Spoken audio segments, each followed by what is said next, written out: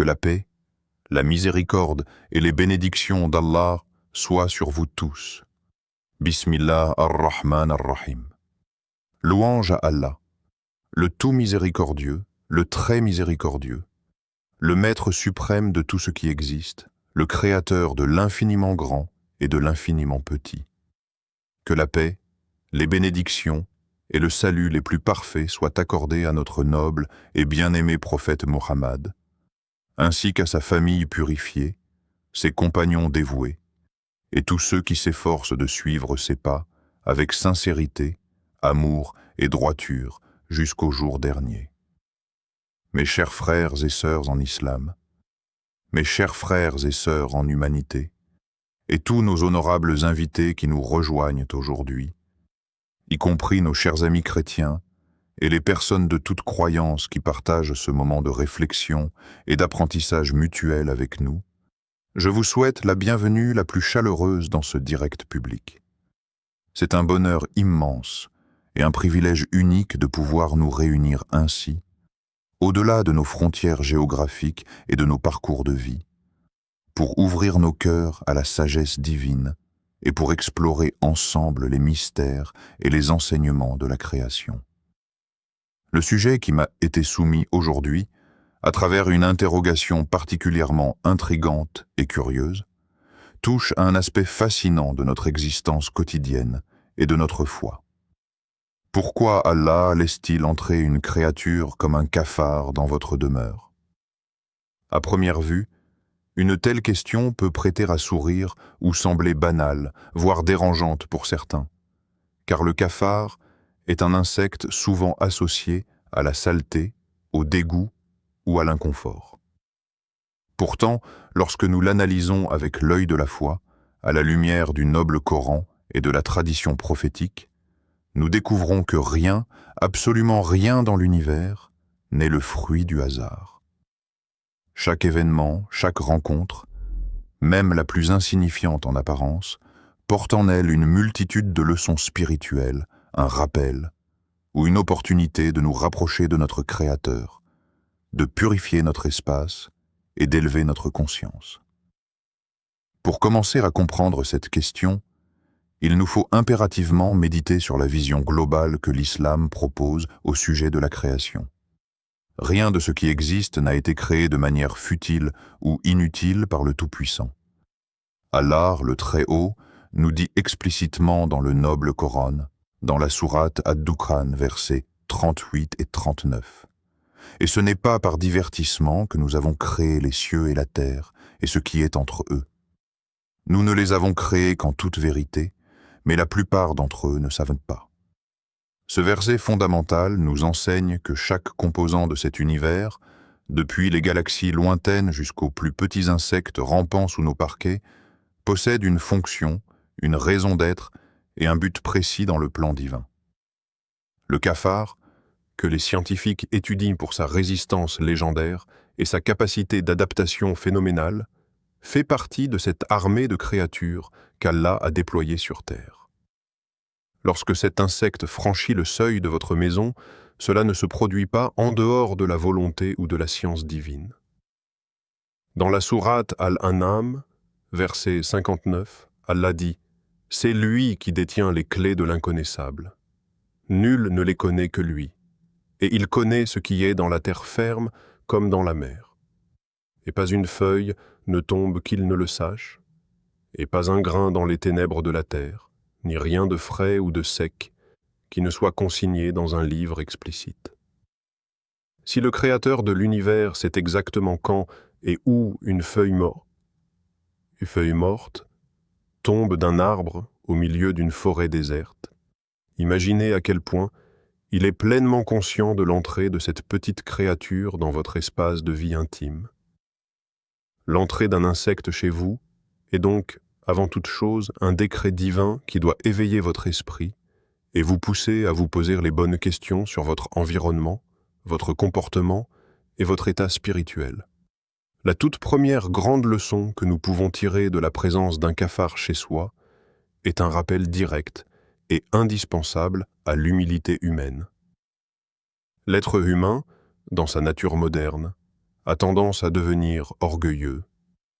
Nous construisons des maisons solides, nous installons des systèmes de sécurité perfectionnés, nous développons des technologies pour contrôler la température, la lumière et la pureté de notre air. Nous finissons par nous croire maîtres absolus de notre environnement, vivant dans l'illusion d'un contrôle total sur notre vie. Puis, une nuit, alors que vous allumez la lumière de votre cuisine, vous apercevez un simple petit insecte qui court sur le comptoir. Instantanément, le confort est perturbé. L'irritation s'installe, parfois même une forme de panique ou de profond dégoût. Cet infime événement suffit à briser votre sentiment de toute puissance. C'est une immense leçon spirituelle qu'Allah nous envoie.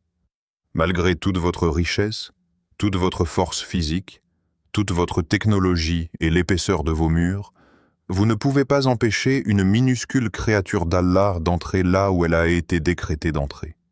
Cela nous rappelle notre propre vulnérabilité et notre dépendance absolue vis-à-vis du Créateur. Pour nos frères et sœurs chrétiens présents ce soir, cela fait un écho magnifique aux enseignements partagés sur la petitesse de l'homme face à la grandeur de la création divine. Se voir rappeler sa fragilité par le biais d'un insecte est un remède puissant contre l'arrogance du cœur. Le prophète Muhammad, que la paix et le salut soient sur lui, a dit dans un hadith célèbre. N'entrera pas au paradis quiconque a dans son cœur le poids d'un atome d'orgueil. Ainsi, ce cafard devient un enseignant silencieux qui, en brisant notre illusion de contrôle, nous ramène à la posture de l'humilité sincère devant Dieu. Au-delà de l'humilité, la présence de ces insectes est également un indicateur concret et pratique qui nous pousse à examiner la propreté, la pureté et l'ordre de notre foyer, tant sur le plan matériel que spirituel. Sur le plan physique, l'islam accorde une importance monumentale à l'hygiène et à la propreté. Le prophète Muhammad, que la paix et le salut d'Allah soient sur lui, a dit de manière catégorique « La propreté est la moitié de la foi ». Les cafards sont naturellement attirés par les restes de nourriture, l'humidité, le désordre et le manque d'entretien. Par conséquent, lorsqu'Allah permet à ces insectes d'apparaître chez vous, c'est parfois un signal d'alarme bienveillant, une incitation directe à nettoyer en profondeur, à ne pas laisser traîner la vaisselle, à fermer hermétiquement vos provisions et à prendre soin du dépôt qu'est votre maison. Mais la propreté en islam ne s'arrête jamais au domaine matériel. Elle est intimement liée à la pureté spirituelle. Tout comme la saleté physique attire les insectes nuisibles, la négativité spirituelle, les disputes constantes, l'absence de rappel de Dieu, la médisance et le délaissement des prières créent une atmosphère lourde et sombre dans un foyer. Allah dit dans le Coran, dans la sourate Al-Baqarah, verset 222. Certes, Allah aime ceux qui se repentent et il aime ceux qui se purifient. L'apparition d'un élément indésirable dans votre maison doit donc fonctionner comme un miroir. C'est le moment idéal pour se demander « Mon foyer est-il propre ? Mes relations familiales sont-elles saines ? Sommes-nous en train de faire de notre maison un lieu de paix et de lumière ?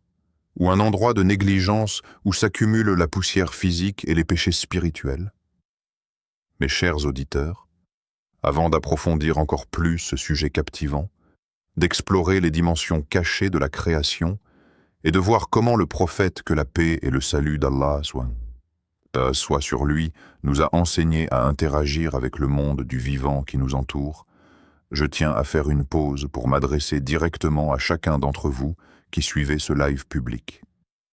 Si vous appréciez cette manière d'aborder les défis et les interrogations de la vie quotidienne avec bienveillance, rationalité et profondeur spirituelle, si vous trouvez que ces rappels tirés du Coran et de la tradition prophétique apportent de la clarté à votre esprit et de l'apaisement à votre âme, je vous invite chaleureusement à soutenir activement cette chaîne dédiée à l'enseignement islamique. Prenez une seconde pour vous abonner, aimez ce direct pour lui donner de la visibilité. Partagez-le massivement autour de vous avec vos proches, vos amis, vos voisins, pour diffuser ce message de paix et de sagesse.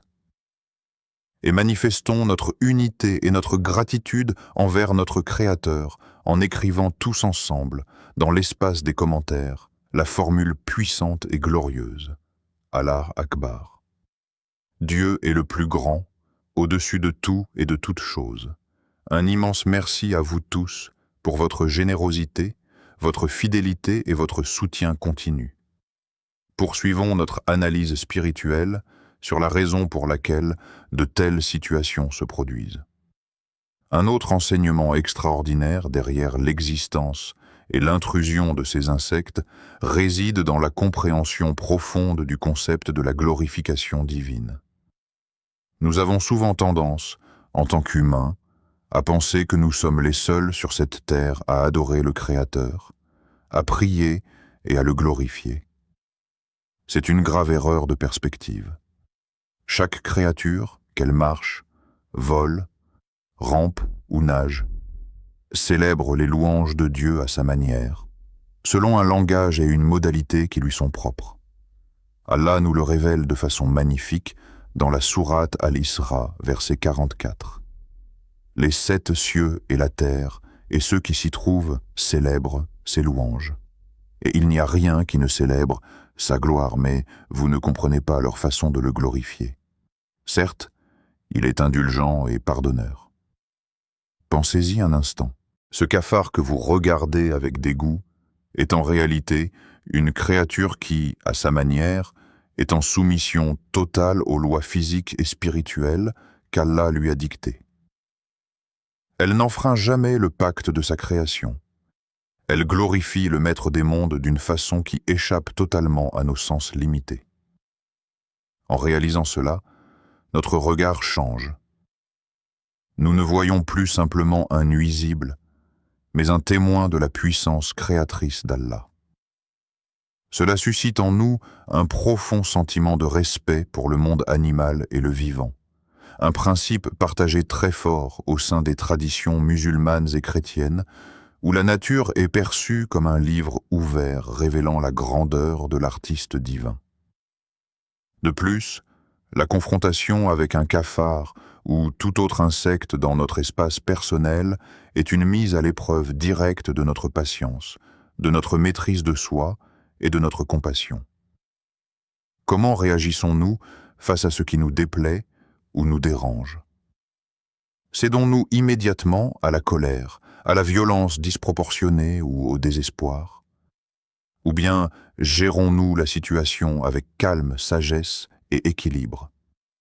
L'islam nous enseigne la modération et la justice en toutes circonstances, même envers les animaux et les insectes. Le prophète Mohammed, que la paix et le salut d'Allah soient sur lui, a établi des règles claires concernant la préservation de la vie et la manière de traiter les nuisibles. Bien qu'il soit tout à fait permis, et même recommandé pour des raisons de santé publique et d'hygiène, d'éliminer les insectes nuisibles qui s'installent dans nos habitations et peuvent propager des maladies, cela doit toujours être fait sans cruauté inutile.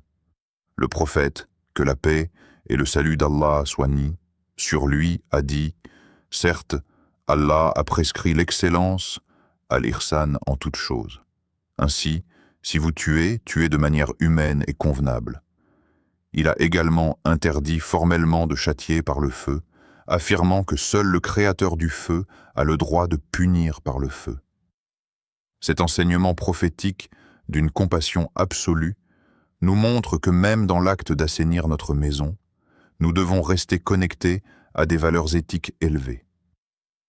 Allah utilise donc cette petite créature pour tester la noblesse de votre comportement et votre capacité à appliquer la justice et la compassion dans les plus petits détails de votre vie. Enfin, mes chers frères et sœurs, il est essentiel de comprendre que la présence d'un cafard chez vous peut être une merveilleuse opportunité de renouveler vos invocations de protection et de renforcer la dimension spirituelle de votre foyer. Le prophète Mohammed, que la paix et le salut d'Allah soient sur lui, nous a laissé un trésor de rappel, des formules de protection quotidiennes, les adkars, à réciter en entrant et en sortant de la maison, ou avant de dormir. Il nous a appris à dire, par exemple, « Je cherche refuge dans les paroles parfaites d'Allah contre le mal de ce qu'il a créé ». Lorsque nous négligeons ces protections spirituelles, les barrières de notre maison s'affaiblissent. L'apparition d'un insecte ou d'un désagrément est un rappel opportun de revenir à ces saines habitudes spirituelles, de réciter la sourate Al-Baqarah dans nos salons, car le prophète, que la paix et le salut d'Allah soient sur lui, a dit que les énergies négatives et les démons fuyant la maison où cette sourate est lue. Ne voyez donc jamais les désagréments de la vie comme des malédictions gratuites, mais transformez-les en tremplin pour fortifier votre foi, purifier votre cadre de vie et élever votre âme. La vraie richesse et la vraie paix d'un foyer résident dans sa connexion permanente avec le Très-Haut. Je prie Allah de bénir vos demeures, d'y descendre sa sérénité, sa protection et sa pureté, et de faire de nous des êtres doués d'intelligence, capables de lire ces signes dans les moindres détails de sa magnifique création. Je vous remercie du fond du cœur pour votre attention, votre respect et votre présence lumineuse. Que la paix, la miséricorde et les bénédictions d'Allah soient avec vous tous, aujourd'hui et pour toujours.